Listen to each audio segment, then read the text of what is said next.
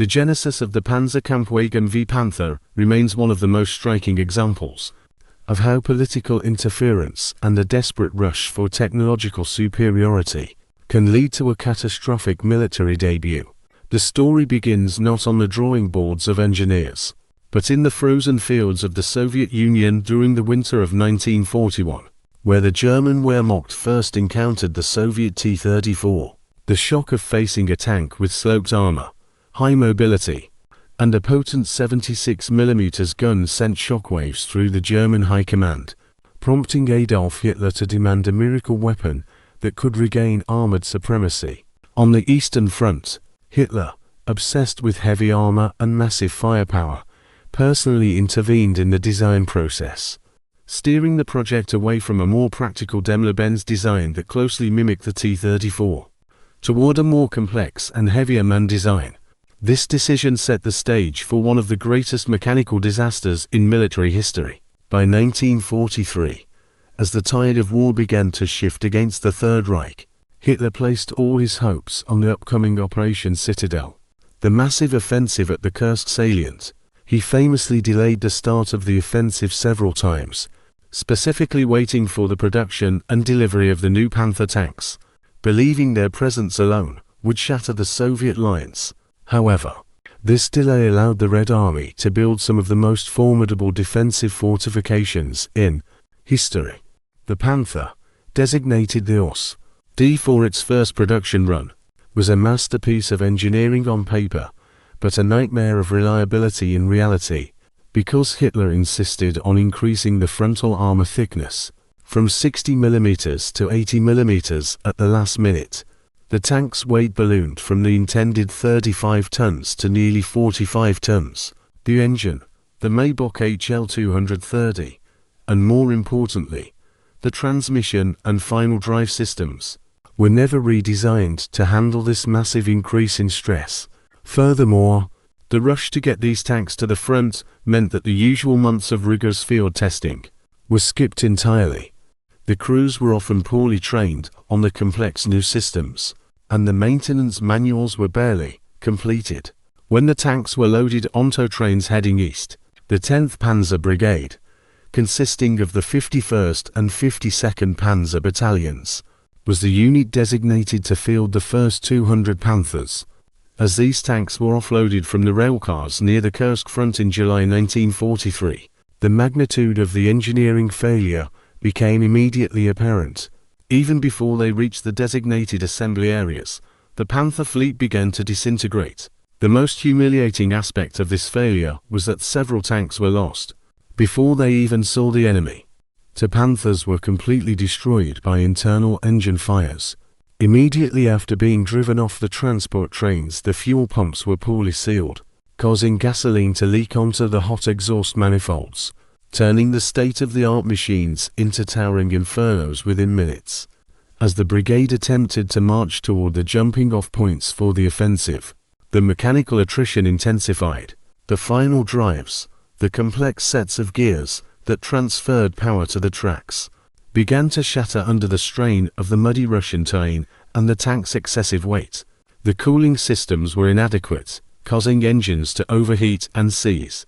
By the morning of July 5, 1943, when the offensive finally began, the miracle weapon that Hitler had delayed the entire campaign for was in a state of total collapse.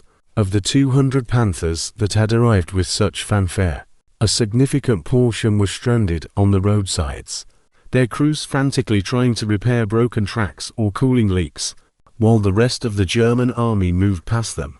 The official reports from General Heinz Guderian, who had been skeptical of the tank's readiness, were scathing. He noted that the tanks were children of sorrow, and that their mechanical unreliability had rendered them tactically useless in the opening hours of the battle. The technical issues were so systemic that by the end of the first day of fighting, only about 40 Panthers were still operational.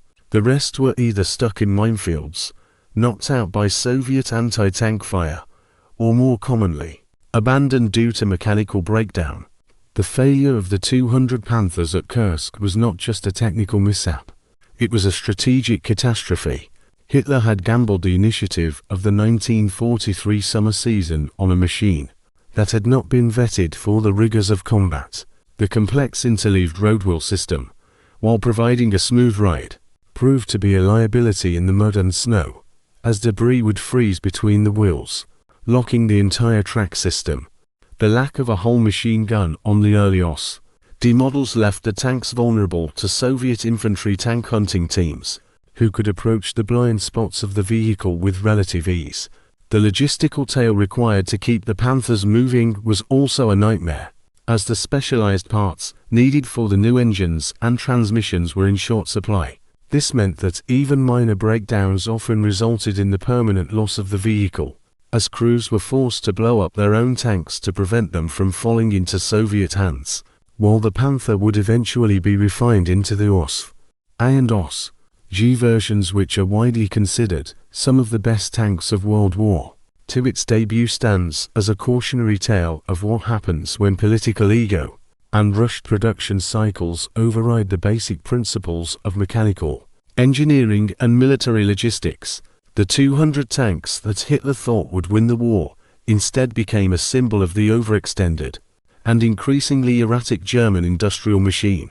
They were high-tech marvels that were defeated not by the enemy's shells, but by their own complexity and the weight of their creators' unrealistic expectations.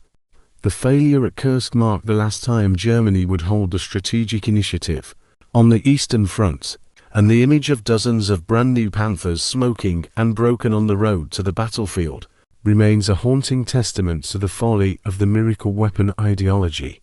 The sheer scale of the disaster is hard to overstate. An entire armored brigade, representing the cutting edge of German technology and a massive investment of labor and resources, was neutralized before it could make any significant impact on the outcome of the battle. This historical episode highlights the friction between Hitler's vision of qualitative superiority and the harsh realities of mass industrial warfare.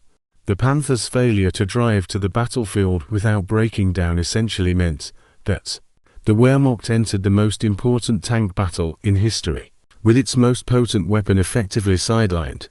In the aftermath, Guderian and other commanders pleaded for a simplification of designs, but the lessons were only partially learned, as the subsequent Tiger E and other heavy projects would suffer from many of the same over-engineering flaws.